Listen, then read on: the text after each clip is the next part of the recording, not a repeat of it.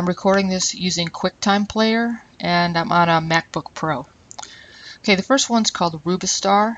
You can create an account here and save your rubrics online, or you can just use it once and be done with it. It'll be a temporary rubric.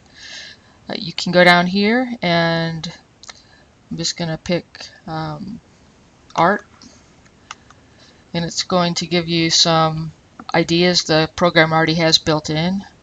So art, let me say art history. And then it gives you a screen where you put in your name, the name of the project, and whether it's going to be a temporary rubric or one that you're going to save online. And what it does is it gives you some categories it thinks that you might need for your project, so influence or recognition of work. And once you put that in, it will give you ideas for what should go with each score. And you can change these numbers up here if you want to have them worth different amounts. And you can also change the text to whatever you want and modify the fields. If there's too many fields, you can get rid of them, and then you can download them to your computer. They come out as an Excel spreadsheet, and it's a really cool tool because it's easy, and you can use the things over and over or just tweak them as you need to. Okay, the second one is called freeplaymusic.com, and this is really nice for to use for background music for podcasts or background music for PowerPoints. And you can basically go to Browse Catalog, or you could also put in a word like sad or happy or electric, and it'll find music that is like that.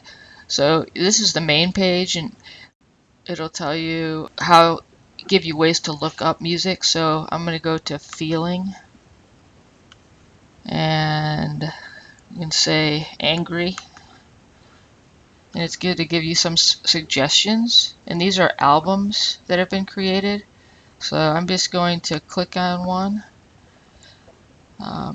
and this is an indie album, and it gives you the tracks in the album. You can just listen. Most of them that I've found are just instrumental, but you can search for vocal.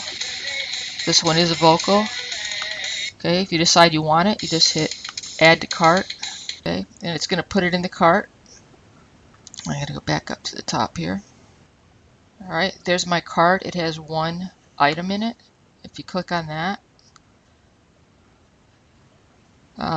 it tells you to select a license type, and if you click this, you have a lot of choices.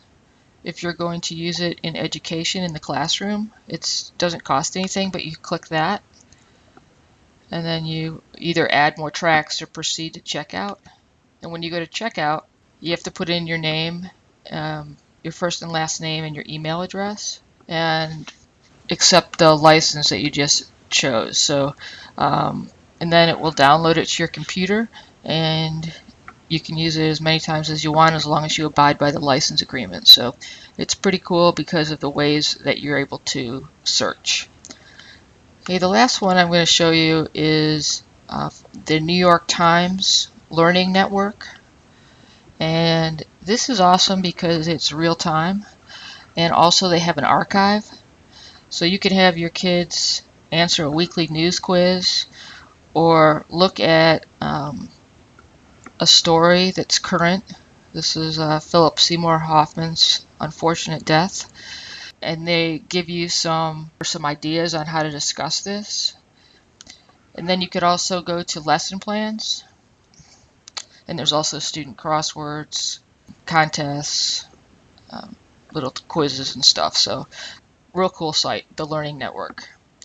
Alright, hope you enjoyed these, and I'm looking forward to seeing what you have.